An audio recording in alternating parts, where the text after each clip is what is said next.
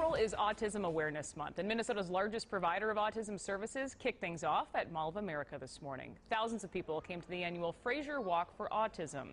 In addition to the walk, there were sensory activities, therapy animals, games, and live music for kids to enjoy. Each year, thousands of Minnesota families are faced with the challenge of navigating the complexities of autism spectrum disorders.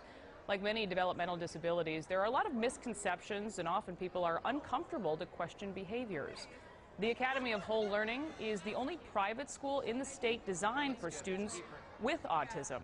And joining us tonight, Dana Liberty is a teacher there. She's here to address some of those misconceptions. Dana, thanks for being here. Thank you for having me. And we do appreciate it.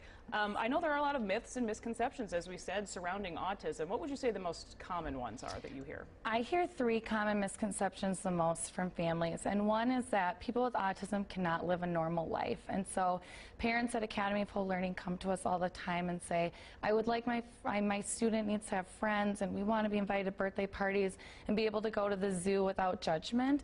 And I think that's a huge misconception. And so we work really hard with students to help explicitly teach social skills and how to interact with others and communicate effectively, and so that they can live those normal lives. And just talking about the complexities of navigating this diagnosis, explain that. What is autism spectrum disorder? Because it really can be a wide-ranging diagnosis. Yep, so autism is a developmental disability, and it affects students' abilities to communicate effectively. It can be seen with many repetitive behaviors, and it also really affects social interaction. And so students often struggle with their verbal and nonverbal communication, or how to adapt during play situations, or what to do when they hear loud noises. And so they just have a really hard time navigating our very sensory overload world.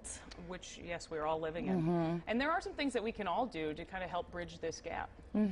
Yeah, so I always try to talk to people is that when you're meeting a person with autism and they're struggling with the social situation, you should look to yourself. What can I do to adapt my body language or my communication, or can I do something to the environment to make that student more comfortable or that person more comfortable? And so I think it's really important to learn acceptance and empathy, and what can you do to help that student instead of expecting them to try to adapt themselves when they're having a challenging time. Yes, that's a lot to expect. And tell us a little bit about the Academy. You guys are in St. Louis Park, and you're doing things quite differently there. Yeah, so Academy of Whole Learning services students with autism or a related disability. And so we teach students to their ability level, and we really focus on their strengths and what they can do.